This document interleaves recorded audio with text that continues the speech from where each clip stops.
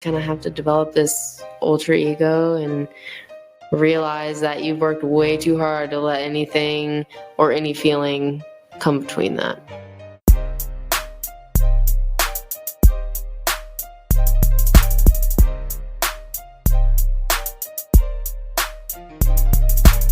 And welcome to another episode of Reno's Rants here on the Roughnecks podcast. And this episode is a little bit special. You don't know why it's special? Because I'm sitting here with my lovely wife, Brittnee. She is going to be joining me on this episode because she is fresh off of 2 bodybuilding competitions. The first one was at the Dave Liverman competition, which was up in Elyria, Ohio. The second one was out in Vegas. And she got to go to Vegas.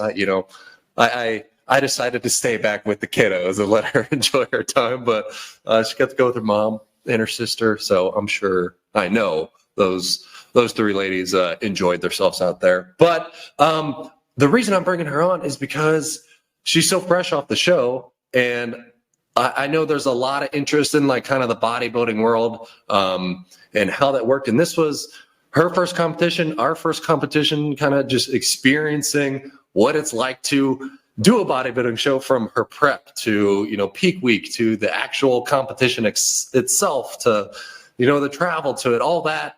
I think it's so much fun. It's so interesting. It's a new realm that we've never experienced before.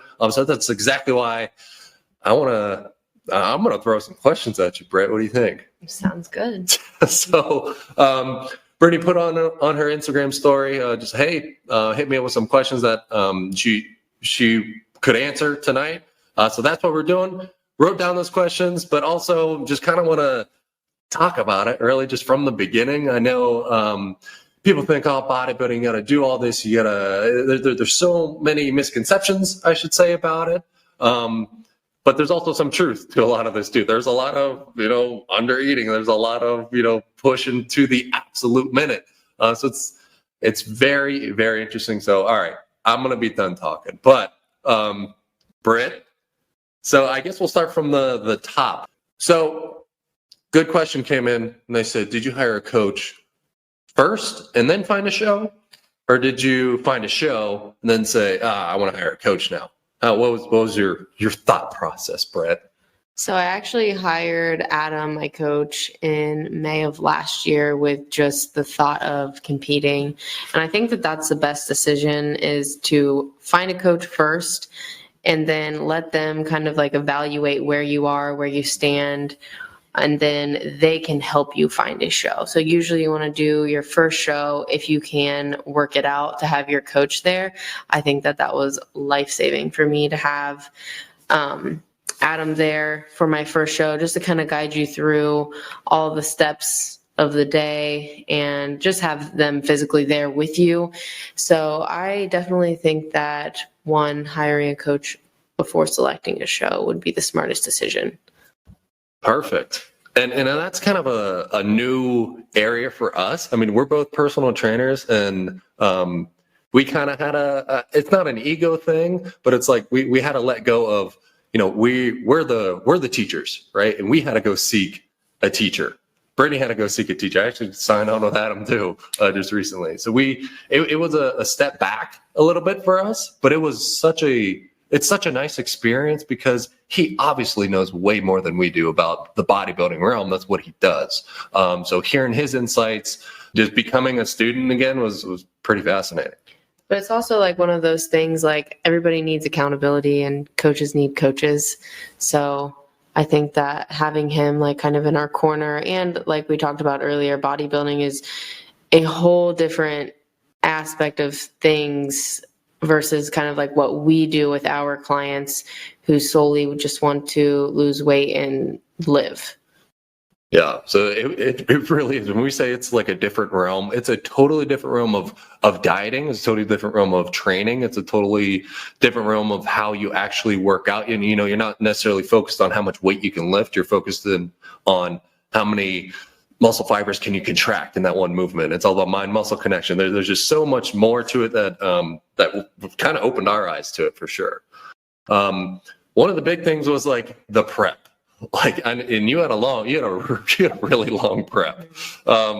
just talk about how the prep went, what you liked about the prep, what surprised you big time, or some things you liked, some things you didn't like. I can tell you a lot, but The prep started out not too bad in the beginning.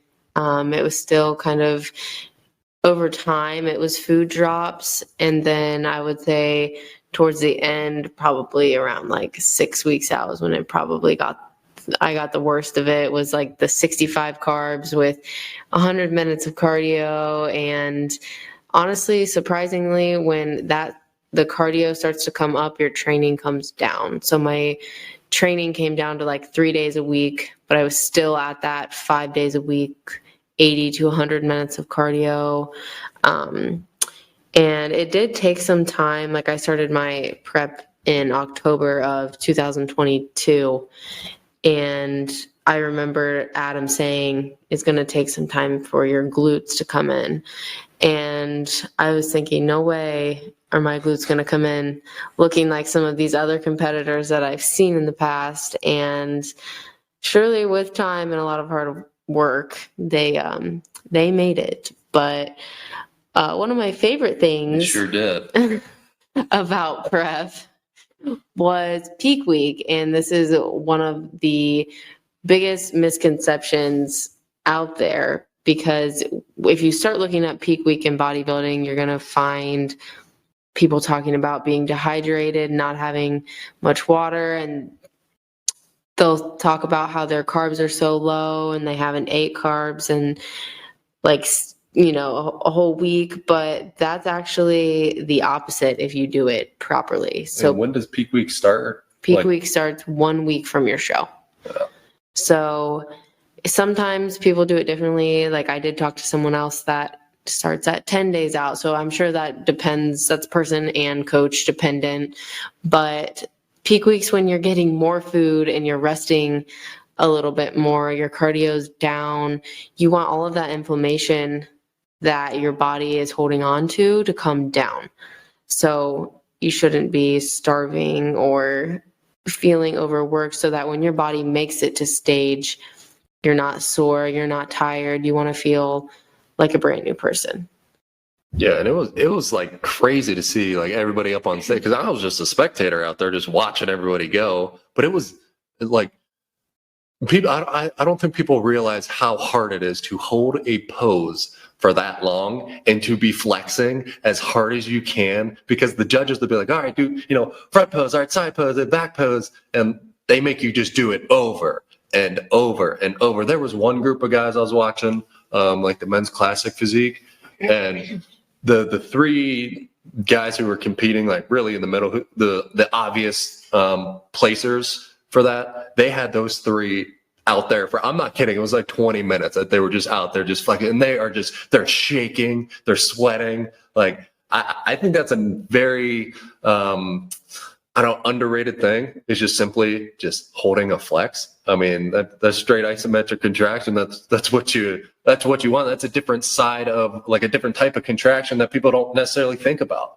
and realize how important, isolating something in, because an isometric, meaning the muscle's not getting longer or shorter when you're strengthening it, you're just simply holding it there.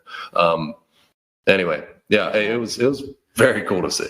I definitely think that the posing aspect of it was the hardest thing of the entire prep, minus the extremely low amounts of food at some points. But the posing, I mean, it does look effortless when you see the pictures. Like in my back pose, I remember I would have Reno take some of my back pose pictures for check-ins, and I would get so irritated if he didn't get it on the first few, because it hurts so bad to stand with your back arched like that and you're pushing your glutes out. I mean, it's the same for all competitors up there posing. It's tough. Yeah, posing's a whole different realm too. Like, throw the training out, because, and that's the thing about bodybuilding, because it's sort of an art. It's an art form.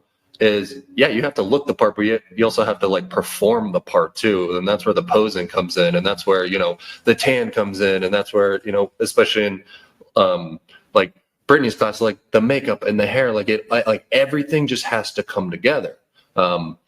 So yeah, definitely a good point on the posing. It is crazy. It's a totally different side of it. All right. So now I'm actually going to jump into some of these questions that Britt got on IG. So, and for those who don't know, I think it was 2 episodes ago. Your episode with Cole came out. Mm-hmm. So that's another long-winded episode with Cole, and Brittnee takes a very deep dive, sort of her life. So make sure to check that one out too. So with this question, so they said you're kind of a naturally anxious type person and kind of shy in a way, but when you got on stage, you really did. You became like a totally different person, and you showed your confidence. You looked the part, and it looked like you've done this your whole entire life. And the question is, how did you overcome that? How did you overcome that anxiousness? How did you become that shy girl and get up on stage and just kill it? This shocked me. This was actually something my sister brought up to me. She was like, as much of an anxious person that you are, you were calm and confident on stage. And I was like, I looked calm and confident, because I'm telling you, I don't think I was far from calm. But yeah, I think that once you get up there and you're backstage, you're just like, I've come way too far and I worked way too hard to let anything get in my way, including that anxiousness or that feeling of like, I don't know if I'm good enough or I can't do this. You kind of have to develop like an alter ego. Like once you get up there, you have to be like, I'm a bad bitch and I can do this. And I think that, you see everybody else standing up there. Everyone else is just as nervous as you are, no matter what, no matter how many shows they've done. I will say going into the second show, I was a lot calmer. But yeah, I think you just kind of have to develop this alter ego and realize that you've worked way too hard to let anything or any feeling come between that. Awesome. And it was me watching. I was like, hell yeah, bro. Like there she is. It was awesome. So at the Liberman, this was a natural show. The Liberman was a natural show, and then the Jay Cutler Classic was not. So they did allow drug athletes to come in. Neither here nor there on that topic. Some people like it, some people don't like it. Britt and I are natural athletes, but just the level of competition, I think, was a little bit different. And I know she said she saw some behemoths there at the Jay Cutler in Vegas, sort of in comparison to the Dave Liverman. So I guess your thoughts. What was there? I guess at the Liverman, I'll say you got second place in both your classes. Mm-hmm. And then in Vegas, you got second place and third place in both your classes. Right. So 2 for your first bodybuilding show, Britt. I mean, I've told you 1,000 times, like, that's amazing. Like, it's an amazing thing. But the level of competition between the natural show versus I'll say unnatural show. I'm not saying all those athletes were using or doing any type of drugs, but some of them were, clearly. But did you notice a level of competition change? I did. In Vegas, there was definitely a higher level of competition. Like Rena said, I don't know why. It's not, you don't have to disclose that you're using or not using. I will say in the Dave Liverman show, which is a natural show, they do drug tests. So the top 3 people do get drug tested. So basically, if you place, you get drug tested. And this show, like I said, you don't have to list any of the supplementation that you were taking or anything. Like I said, you don't have to disclose anything. But there was a higher level of competition at the show in Vegas, the Jay Cutler Classic. Bodybuilding is very, very big in Vegas. So I don't know if that kind of attracted a different crowd or what that was, but there was, I mean, you look around at everybody and there was not very many people that didn't have a lot of the same qualities that, Yeah. and some of the girls talking as low as I am. Yeah. All right, cool.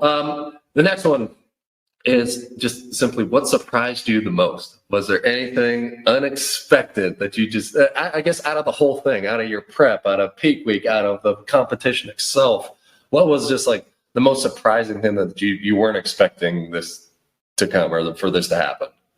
I would say that number one, going into my second show, I actually ended up with the flu like 2 days before I was supposed to leave for Vegas. So that was a very big disruption to my mental health, thinking it was going to hurt my physique.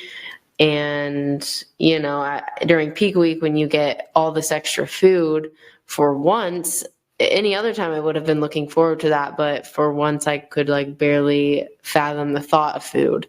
So that was kind of rough and not expecting that. But I definitely felt a lot better getting one under my belt, and then going into the next one, I wasn't like as concerned with everything. Like, it was still like I was just doing what I had to do to get to the next show. But that was probably one of the biggest things, was peak week, and just how good it was and how good it felt to have food. It's like, it makes you appreciate all the hard work that you've done, all of the hard days of having low food and not enough energy, and that high cardio. I mean, all bad things come to an end. So that was kind of how I looked at it. It was like, but it was so worth it, because all of your hard work was done, and it really doesn't last that long. I mean, if it's like 6 weeks,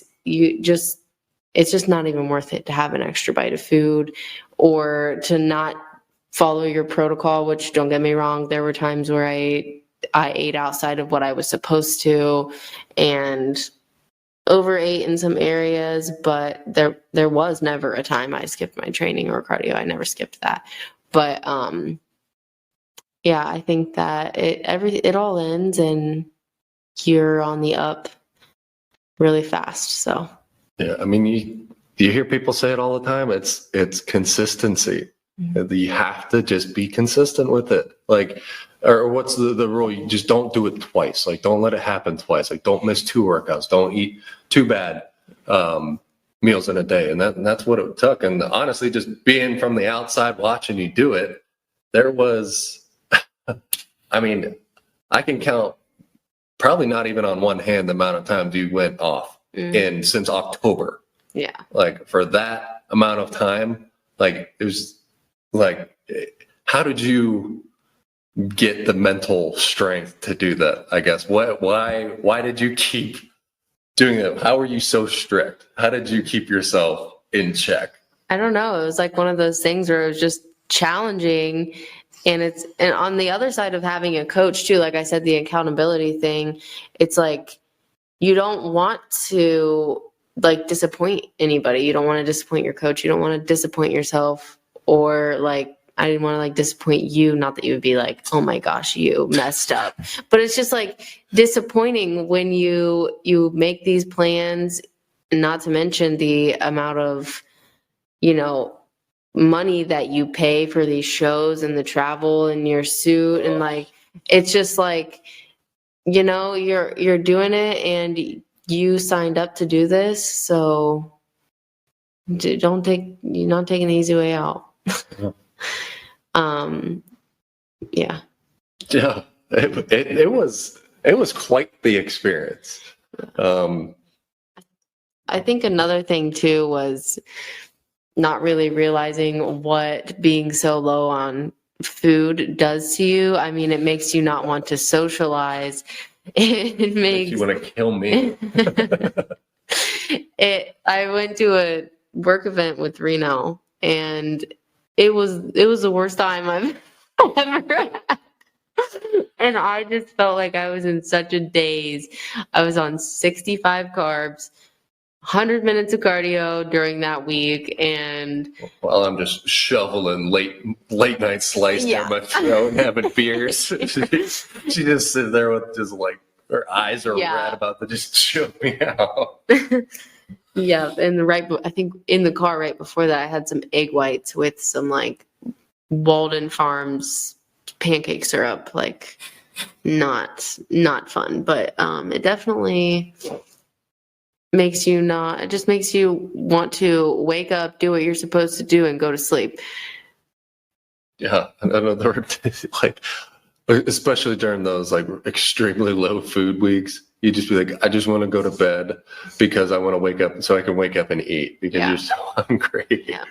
Just watching you do it made me feel miserable. But like I saw how much you were enjoying it though. It's not that this was bad. Like, yeah, of course there were some really, really hard, weeks. But at the end of the day, I think you really enjoyed this. I did, yeah, and I'll do it 100 times over. Yeah. So we'll see for the next show. Right now, Britt's in off season. I guess technically off season now. Gets to enjoy some better food and for the moment. But we were actually just talking before this that for her next show, it's important that she doesn't get too far off track right now, especially here at the beginning. Do you kind of want to touch what Adam told you? Yeah. So I think since after my show, I have had. It's not just eating whatever I want. I did have the night of my show untracked and the very next day.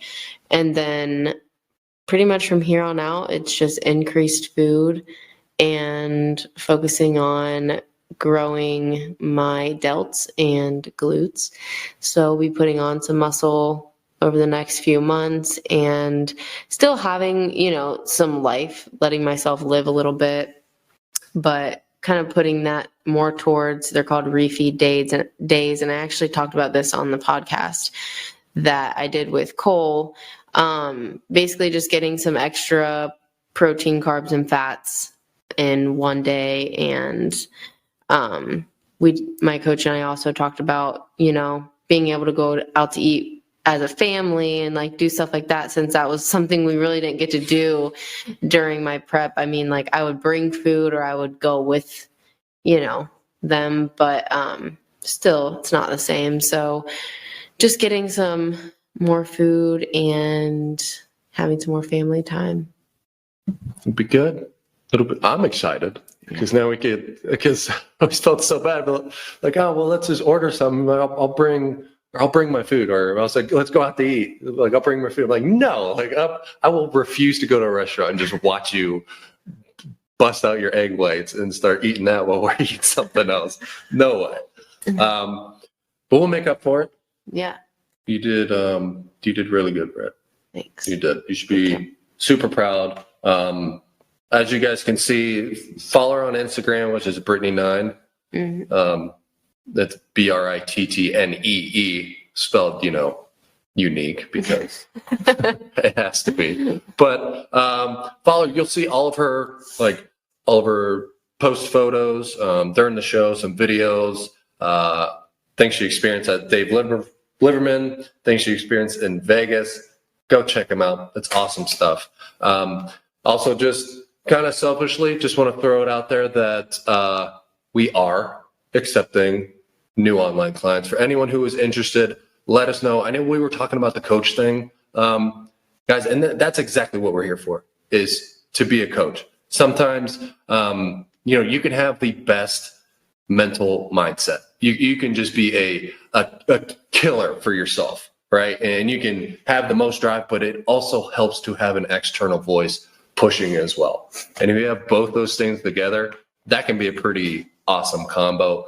That's exactly what we're here for. So if you are interested, if you're looking, even if you just have questions, okay, we're not saying come in on as a client immediately, okay? If you have questions, let us know. We've been through a lot of different types of phases of training. We're our own test dummies. As you can see, we like to experiment with a lot of stuff. So again, let us know if you want help. But with that, you feel good? Feel great. Any last thoughts that you wanna bring up? No. I'm trying to think if there's anything else. I think we got it. I think we got everything. Okay. All right.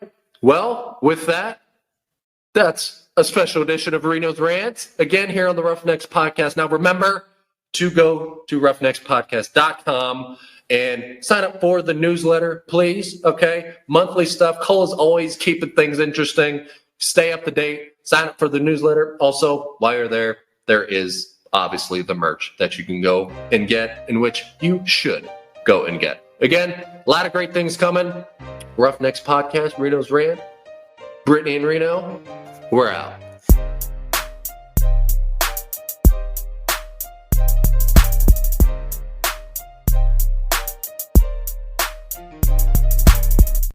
Thank you guys for tuning in to today's episode of the Roughnecks Podcast. If you liked today's episode, then please be sure to share it with a friend. You can follow the Roughnecks Podcast on Facebook, Instagram, and TikTok at Roughnecks Podcast. Head over to roughneckspodcast.com and grab yourself some Roughnecks merch. Until next time, make sure you grab the bull by the horns and take control of your life. Roughnecks, out.